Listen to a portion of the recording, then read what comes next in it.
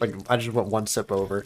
Yikes. I have a lot of fun drinking stories. I remember one time, this was after I'd come back from, like, from basic, so, or not just basic, I'd come back from, my first, like, duty station, which was in England, and I came back to the United States, and me and a bunch of buddies hooked up, and then we went out drinking, and, we went to one of my buddies' houses, and just lots of crazy shit happened. One of our friends got drunk and passed out in the yard, so we started setting fireworks off on his balls. Oh my god. Wait, what the fuck? And it didn't wake him up either. Wait, like on his balls? His What do you pants were still mean? on. Okay, okay. Off his, we were launching fireworks off his crotch and also setting off like little mini dynamites. But anyway, so we got bored of blowing his pants off, and we decided like, hey, let's just go back up to the porch and drink. Well, I was pretty drunk, and I laid down on the porch because I was so drunk on my back. I'm like, all right, guys, I think I've hit my limit. I think I'm done.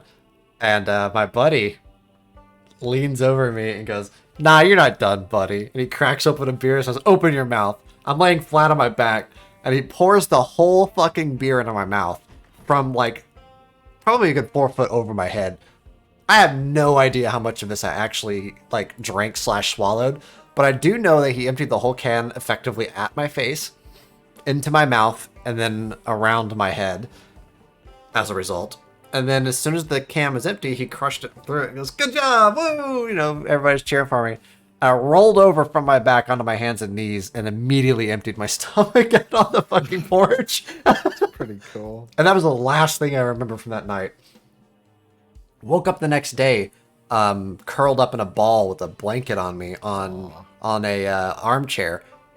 And across from me, the buddy that emptied the can of beer into my mouth was just sprawled out on the couch, like completely fucking toast. And I got up, and I'm like, I'd thrown up, so like I had that like gritty feeling in my teeth. So I went and like I didn't have a toothbrush with me because I was at somebody else's house, but I like washed my mouth out as best I could. And I like kind of looked around the living room and the kitchen. I'm like, where's Dan at? Dan was the guy who we set fireworks off on. I'm like, where the fuck is Dan?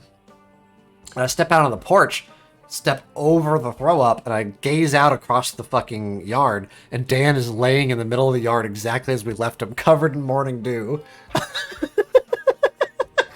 Holy shit. So I had to go out there like, Daniel, it's fucking like, it's like, it was late, it was like 10. And like the sun, it was a very wooded area, so like the sun wasn't directly on him. I'm like, dude, you gotta move, you're gonna get roasted out here. Because it was like, this is like in the summer, right? This is like near the 4th of July. I'm like, you've got to get out of here. So long he had dew on him. Yeah, I'm like, dude, he was soaked because the grass was wet. He was wet. There was probably morning fog that collected on him. But I got him up and inside. He was not in a good mood. He's like, why is there holes on my crotch, my pants? Like, I don't know, bro. Maybe like a possum came out and like bit your pants or something. I don't know.